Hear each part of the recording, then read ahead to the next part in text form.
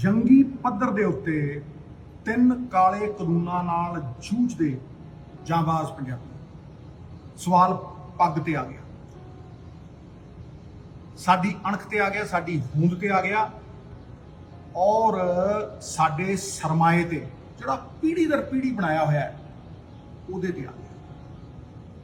एकजुट होके संगठित होके लड़ाई लड़न पे आ गया, क्योंकि कश्ती डूबेगी तो डूबेंगे सारे, कोई नहीं बचेंगे साथी हमारे। साडे प्राण ने किसान, ते जे किसान ना रहा लभना कोई नहीं। इस करके अज इनकलाब के नारे नूं हलारा देण दी सख्त जरूरत है, पर पहला समस्या नूं समझण दी लोड़ है। APMC ਦੀਆਂ ਮੰਡੀਆਂ ਤੇ ਜਿਹੜਾ ਸਕਸੈਸਫੁਲ MSP ਦਾ ਮਾਡਲ ਹੈ, ਇਹ ਹੋਂਦ 'ਚ ਕਿਵੇਂ ਆਇਆ? ਗ੍ਰੀਨ ਰੈਵੋਲੂਸ਼ਨ ਦੀ ਲੋੜ ਪੰਜਾਬ ਨੂੰ ਸੀ?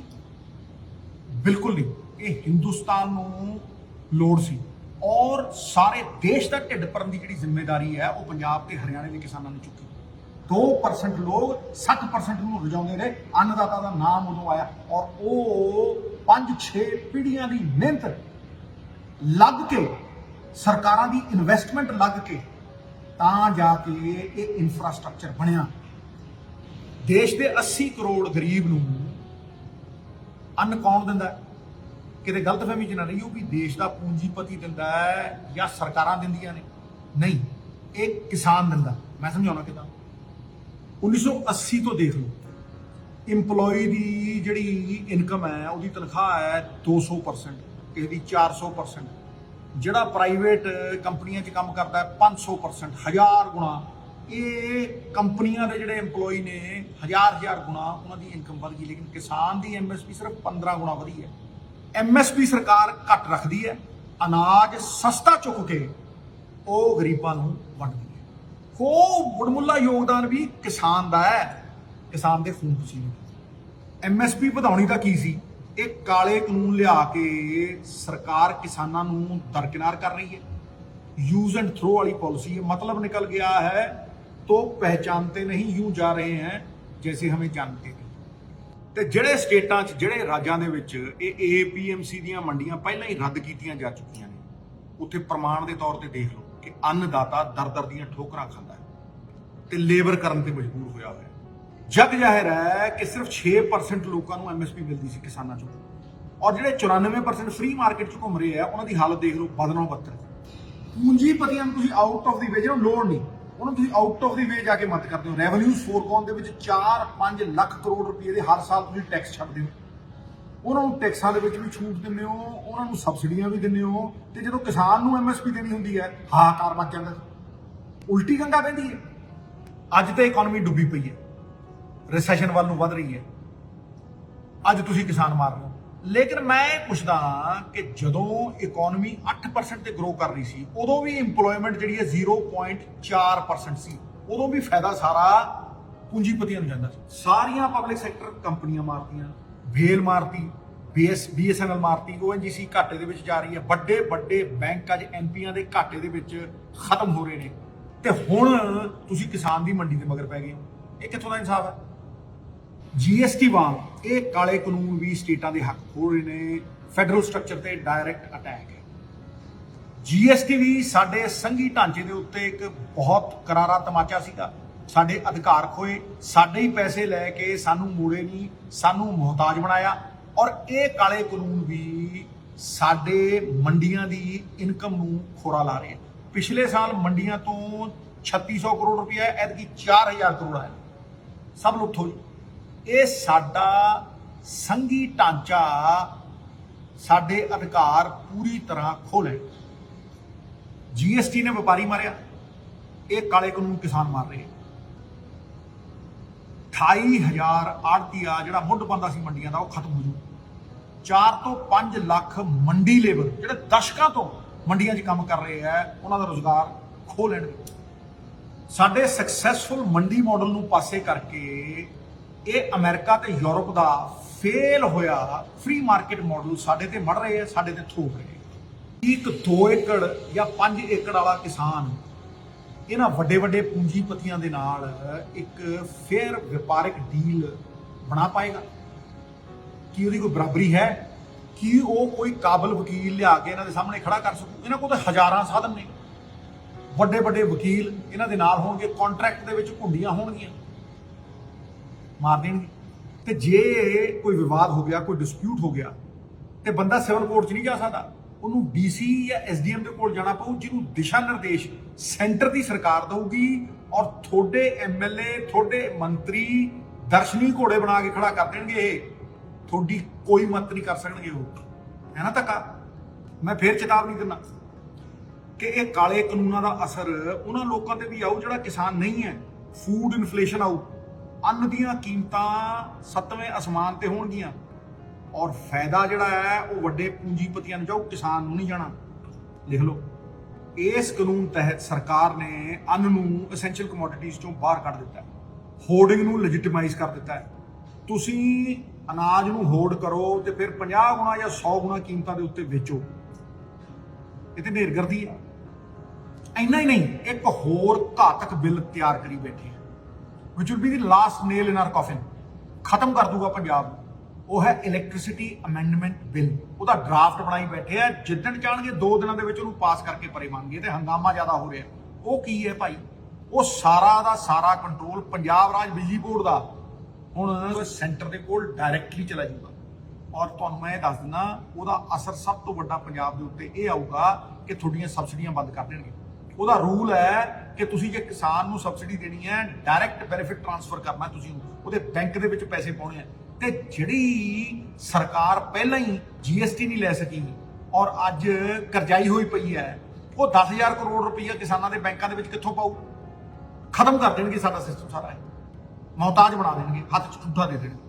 ਹੁਣ ਇਹਨਾਂ ਘਾਤਕ ਪਰਿਸਥਿਤੀਆਂ ਦੇ ਵਿੱਚ ਆਪਣੀ ਸਭ ਤੋਂ ਵੱਡੀ ਤਾਕਤ ਇਹ ਹੈ ਕਿ ਸਾਰਾ ਪੰਜਾਬ ਇੱਕ ਮੁੱਠ ਇਕਜੁੱਟ ਹੋ ਕੇ ਕਿਸਾਨਾਂ ਦੇ ਨਾਲ ਖੜਾ ਹੈ। ਪਰ ਇਹਦਾ ਮਤਲਬ ਇਹ ਵੀ ਨਹੀਂ ਵੀ ਸਾਡੇ ਕੋਲ ਇੱਕੋ ਹੀ ਵਿਕਲਪ ਹੈ ਵੀ ਅਸੀਂ ਰੌਲਾ ਪਾਈਏ, ਲਾਲਾ ਲਾਲਾ ਕਰੀਏ ਤੇ ਫਿਰ ਘਰ ਨੂੰ ਮੁੜ ਜਾਈਏ। ਮੇਰੀ ਰਾਜਨੀਤੀ ਸ਼ੁਰੂ ਤੋਂ ਲੈ ਕੇ ਅੱਜ ਤੱਕ ਮੁਸ਼ਕਿਲ ਦਾ ਹੱਲ ਦਿੰਦੀ ਹੈ, ਹੱਲ ਪੱਖੀ ਰਾਜਨੀਤੀ ਹੈ ਔਰ ਇਸੇ ਦੀ ਜ਼ਰੂਰਤ ਹੈ। ਜੇ ਕੋਈ ਪਾਰਟੀ ਰਾਸ਼ਟਰਪਤੀ ਕੋਲ ਮਤਾ ਲੈ ਕੇ ਜਾਣਾ ਚਾਹੁੰਦੀ ਹੈ ਵੀ ਇਹਨਾਂ ਬਿੱਲਾਂ ਨੂੰ ਰੱਦ ਕਰੋ, ਜੀ ਸਦਕੇ ਜਾਓ, ਪੁਰਜ਼ੋਰ ਕੋਸ਼ਿਸ਼ ਕਰੋ, ਸਾਰਾ ਪੰਜਾਬ ਤੁਹਾਡੇ ਨਾਲ ਹੈ। ਪਰ ਇਹ ਗੱਲ ਯਾਦ ਰੱਖੋ ਕਿ ਸਰਕਾਰ ਨੇ ਧੱਕੇ ਨਾਲ 2 ਬਿੱਲ ਪਾਸ ਕਰਾਏ ਨੇ ਔਰ ਆਪਣੇ ਪ੍ਰੈਜ਼ੀਡੈਂਟ ਕੋਲ ਭੇਜੇ ਨੇ। ਇਹ ਮੁਮਕਿਨ ਨਹੀਂ ਕਿ ਪ੍ਰੈਜ਼ੀਡੈਂਟ ਪਾਸ ਨਾ ਕਰੇ, ਮੀਅਰ ਫਾਰਮੈਲਿਟੀ ਹੈ ਮੇਰੇ ਹਿਸਾਬ ਦੇ ਨਾਲ। ਹੁਣ ਜੇ ਆਪਾਂ ਸੁਪਰੀਮ ਕੋਰਟ ਦੇ ਦਰਵਾਜ਼ੇ ਦੇ ਉੱਤੇ ਦਸਤਕ ਦੇਣੀ ਹੈ ਇਸ ਕਿਸਾਨ ਮਾਰੂ ਕਾਨੂੰਨ ਦੇ ਖਿਲਾਫ, ਤੇ ਬਹੁਤ ਵਾਜਬ ਹੈ, ਜ਼ਰੂਰੀ ਵੀ ਹੈ। ਜ਼ੁਲਮ ਦੇ ਖਿਲਾਫ ਆਵਾਜ਼ ਚੁੱਕਣੀ ਅਸਲੀ ਧਰਮ ਹੈ। ਲੇਕਿਨ ਇੰਨਾ ਯਾਦ ਰਹੇ ਕਿ ਸਰਕਾਰੀਆ ਕਮਿਸ਼ਨ ਪਿੱਟਦਾ ਮਰ ਗਿਆ। ਔਰ ਸਰਕਾਰੀਆ ਕਮਿਸ਼ਨ ਸਭ ਤੋਂ ਵੱਡਾ ਰਖਵਾਲਾ ਹੈ ਸਟੇਟਾਂ ਦੀਆਂ ਤਾਕਤਾਂ ਦਾ, ਫੈਡਰਲ ਸਟਰਕਚਰ ਦਾ। ਉਹ ਪਿੱਟਦਾ ਮਰ ਗਿਆ ਕਿ ਭਾਈ ਐਂਟਰੀ 3334 ਕੌਨਕਰੈਂਟ ਲਿਸਟ, ਜਿਹੜੀ ਸਾਂਝੀ ਲਿਸਟ ਹੈ ਸਟੇਟ ਤੇ ਸੈਂਟਰ ਦੀ, ਉਹ ਪਾਵਰ ਦਿੰਦੀ ਹੈ ਸੈਂਟਰ ਨੂੰ ਐਗਰੀਕਲਚਰ ਦੇ ਉੱਤੇ ਕੋਈ ਲਾਅ ਬਣਾਉਣ। ਔਰ ਇਹ ਬੜਾ ਘਾਤਕ ਹੈ। ਇੰਨਾ ਹੀ ਨਹੀਂ, it's not as bad as it looks, it is worse, ਕਿਉਂਕਿ article 249 of the constitution empowers them and gives them overriding power। overriding power ਦਿੰਦਾ ਹੈ ਕਿ ਸਟੇਟ ਦੀ ਕਿਸੇ ਵੀ ਲਿਸਟ ਦੇ ਉੱਤੇ ਉਹ ਲਾਅ ਬਣਾ ਸਕਦੇ ਆ। ਇਹਦੀਆਂ ਸ਼ਿਕਾਇਤਾਂ ਨੇ, ਤੁਸੀਂ ਦੇਖੋ ਤਾਮਿਲਨਾਡੂ ਔਰ ਵੈਸਟ ਬੰਗਾਲ ਵਰਗੇ ਉੱਗੇ ਜਿਹੜੇ ਸਟੇਟ ਨੇ, ਉਹਨਾਂ ਨੇ ਸਰਕਾਰੀਆ ਕਮਿਸ਼ਨ ਨੂੰ ਲਿਖ ਕੇ ਦਿੱਤਾ ਕਿ ਇਹ ਐਂਟੀ ਸਟੇਟ ਹੈ। ਇਹ ਇੰਨੀਆਂ ਐਬਸੋਲੂਟ ਪਾਵਰਸ ਨੇ ਕਿ ਸਟੇਟ ਦੀ ਹਰ ਤਾਕਤ ਦਾ ਹਨਨ ਕਰਦੀਆਂ ਨੇ। ਔਰ ਐਸਾ ਆਰਟੀਕਲ 249 ਫੈਡਰਲ ਸਟਰਕਚਰ ਵਾਲੇ ਕਿਸੇ ਮੁਲਕ ਦੇ ਵਿੱਚ ਐਂਟੀ ਸਟੇਟ ਕਾਨੂੰਨ ਹੈ। ਹੁਣ ਤੁਸੀਂ ਮੈਨੂੰ ਦੱਸੋ, ਇਹਨਾਂ ਹਾਲਾਤਾਂ ਦੇ ਵਿੱਚ ਕੀ ਸੁਪਰੀਮ ਕੋਰਟ ਆਰਟੀਕਲ 249 ਨੂੰ ਇਗਨੋਰ ਕਰ ਦੂ ਔਰ ਪੰਜਾਬ ਦਾ ਪੱਖ ਪੂਰੂ? ਸੰਭਵ ਤੇ ਹੈ, ਪਰ ਸੰਭਾਵਨਾ ਬਹੁਤ ਘੱਟ ਹੈ। Possible but not probable. ਸਾਡੀ ਪੱਗ ਨੂੰ ਹੱਥ ਪਾਇਆ, ਸਾਡੇ ਵਕਾਰ ਨੂੰ ਲਲਕਾਰਿਆ, ਪਰ ਇਹਨਾਂ ਸਭ ਚੀਜ਼ਾਂ ਦੇ ਬਾਵਜੂਦ ਇੱਕ ਮਿਹਰ ਬਰਸ ਰਹੀ ਹੈ। ਉਹ ਇਹ ਹੈ ਕਿ 3 ਕਰੋੜ ਪੰਜਾਬੀ, ਸਾਰੀਆਂ ਪੋਲੀਟੀਕਲ ਪਾਰਟੀਆਂ ਔਰ ਸਾਰੀਆਂ ਕਿਸਾਨ ਯੂਨੀਅਨਾਂ ਇੱਕ ਮੁੱਠ ਨੇ, ਇੱਕਜੁੱਟ ਨੇ, ਆਤੁਰ ਨੇ ਕਿ ਪੰਜਾਬ ਦੇ ਕਿਸਾਨ, ਪੰਜਾਬ ਦੀ ਅਣਖ, ਪੰਜਾਬ ਦੀ ਪਛਾਣ ਨੂੰ ਕਿੱਦਾਂ ਬਚਾਇਆ ਜਾਵੇ। ਇਹ ਸਮੇਂ ਦੀ ਮੰਗ ਹੈ। ਹਰ ਪੰਜਾਬੀ ਦੀ ਆਵਾਜ਼ ਹੈ ਕਿ ਇੱਕ ਕਾਮਨ ਮਿਨੀਮਮ ਪ੍ਰੋਗਰਾਮ ਉਲੀਕਿਆ ਜਾਵੇ ਔਰ ਯੋਜਨਾਬੱਧ ਤਰੀਕੇ ਦੇ ਨਾਲ ਉਲੀਕਿਆ ਜਾਵੇ। ਸਹੀ ਸਮੇਂ ਦੇ ਉੱਤੇ ਆਰੰਭ ਕੀਤੀਆਂ ਹੋਈਆਂ ਨੀਤੀਆਂ ਫਲਦਾਈ ਸਿੱਧ ਹੁੰਦੀਆਂ ਨੇ। ਸਾਡੇ ਕੋਲ ਸਰਮਾਇਆ ਹੈ ਬਾਬੇ ਨਾਨਕ ਦਾ, ਔਰ ਬਾਬਾ ਜੀ ਕਹਿੰਦੇ ਆ ਆਪਣ ਹੱਥੀ ਆਪਣਾ ਆਪੇ ਹੀ ਕਾਜ ਸੰਵਾਰੀਏ। ਅਸੀਂ ਤਿਆਰ ਰਹੀਏ, ਅਸੀਂ ਹਰ ਆਪਦਾ ਲਈ ਤਿਆਰ ਰਹੀਏ। ਸੰਗਠਿਤ ਹੋਈ ਸ਼ਕਤੀ ਜਿੱਤ ਦਾ ਕਾਰਨ ਬਣਦੀ ਹੈ, ਵਿਭਾਜਿਤ ਹੋਈ ਸ਼ਕਤੀ ਪਤਨ ਦਾ ਕਾਰਨ ਬਣਦੀ ਹੈ। ਸੰਘਰਸ਼ ਪੰਜਾਬੀਆਂ ਦਾ ਗਹਿਣਾ ਹੈ। ਕਿਸਾਨਾਂ ਦੀਆਂ ਮੰਡੀਆਂ, MSP, ਕਿਸਾਨਾਂ ਦੇ ਹੱਕਾਂ ਦੇ ਲਈ ਜਿਹੜਾ ਅੰਦੋਲਨ ਹੈ ਉਹਨੂੰ ਬਰਕਰਾਰ ਰੱਖੀਏ, ਜਾਰੀ ਰੱਖੀਏ, ਉਹਨੂੰ ਹੋਰ ਵਧੇਰੇ ਵਧਾਈਏ। ਲੇਕਿਨ ਕਿਸਾਨਾਂ ਦੀਆਂ ਮੌਜੂਦਾ ਔਰ ਆਉਣ ਵਾਲੀਆਂ ਜਿਹੜੀਆਂ ਮੁਸੀਬਤਾਂ ਦੇ ਉੱਤੇ ਚਿੰਤਨ ਕਰਨ ਲਈ, ਉਹਨਾਂ ਦੇ ਹੱਲ ਕੱਢਣ ਦੇ ਲਈ ਇਸ ਕਾਮਨ ਮਿਨੀਮਮ ਪ੍ਰੋਗਰਾਮ ਦੇ ਵਿੱਚ ਆਪਣਾ ਯੋਗਦਾਨ ਪਾਈਏ। ਕੋਈ ਤਾਕਤ ਜੋ ਹੋਵੇ, ਕੋਈ ਤਾਕਤ ਦੇ ਵਿੱਚ ਆਵੇ, ਪੁਰਜ਼ੋਰ ਪ੍ਰਯਾਸ ਦੇ ਨਾਲ ਇਹ ਕਾਮਨ ਮਿਨੀਮਮ ਪ੍ਰੋਗਰਾਮ ਸਿਰੇ ਚਾੜਿਆ ਜਾਵੇ। ਮੇਰਾ ਇਸ ਕਾਮਨ ਮਿਨੀਮਮ ਪ੍ਰੋਗਰਾਮ ਦੇ ਲਈ ਪਹਿਲਾ ਸੁਝਾਅ ਇਹ ਹੈ ਕਿ ਪੰਜਾਬ ਦੀਆਂ ਸਾਰੀਆਂ ਪੋਲੀਟੀਕਲ ਪਾਰਟੀਆਂ, ਪੰਜਾਬ ਦੀਆਂ ਸਾਰੀਆਂ ਕਿਸਾਨ ਯੂਨੀਅਨਾਂ, ਪੰਜਾਬ ਦਾ ਬੱਚਾ, ਪੰਜਾਬ ਦੇ ਬਜ਼ੁਰਗ, ਪੰਜਾਬ ਦੇ ਜਵਾਨ ਡਟ ਕੇ ਇਹਨਾਂ ਕਾਲੇ ਕਾਨੂੰਨਾਂ ਦੇ ਵਿਰੋਧ ਕਰਨ ਔਰ ਜਦ ਤੱਕ ਰਗਾਂ 'ਚ ਲਹੂ ਹੈ ਤਦ ਤੱਕ ਲੋਆਂ ਆਵਾਜ਼ ਦੇਵੇ ਵੀ ਇਹਨੂੰ ਲਾਗੂ ਨਹੀਂ ਹੁੰਦਾ। ਮੇਰਾ ਦੂਸਰਾ ਸੁਝਾਅ ਇਹ ਹੈ ਪਿਆਰੇ ਪੰਜਾਬੀਓ, ਪੰਜਾਬ ਸੈਂਕੜੇ ਕਰੋੜਾਂ ਦੀਆਂ ਦਾਲਾਂ ਆਟਾ ਦਾਲ ਸਕੀਮ ਵਾਸਤੇ ਬਾਹਰੋਂ ਇੰਪੋਰਟ ਕਰਦਾ। ਤੁਸੀਂ ਕਿਸੇ ਯੂਨੀਵਰਸਿਟੀ ਨੂੰ ਦੇਖ ਲਓ, Punjab university, Punjab agriculture university, Punjabi university, ਫਾਈਲਾਂ ਹੀ ਪਈਆਂ, ਰਿਪੋਰਟਾਂ ਬਣ ਕੇ। ਜਿੰਨੇ ਐਕਸਪਰਟ ਨੇ ਸਾਰੇ ਕਹਿੰਦੇ ਨੇ ਕ੍ਰੌਪ ਡਾਈਵਰਸੀਫਿਕੇਸ਼ਨ ਕਰੋ, ਭਾਈ ਸਬਜ਼ੀਆਂ ਲਾਓ, ਫਰੂਟ ਲਾਓ, ਆਇਲ ਸੀਡ ਲਾਓ, ਇਹ ਸਾਰੀਆਂ ਚੀਜ਼ਾਂ ਤੁਸੀਂ ਲਾਓ। ਲੇਕਿਨ ਕਿਸਾਨ ਬਹੁਤ ਸਿਆਣਾ ਹੈ। ਕਿਸਾਨ ਝੋਨਾ ਤੇ ਕਣਕ ਇਸ ਕਰਕੇ ਲਾਉਂਦਾ ਹੈ ਕਿਉਂਕਿ ਉਹਨੂੰ ਉੱਥੇ MSP ਮਿਲਦੀ ਹੈ।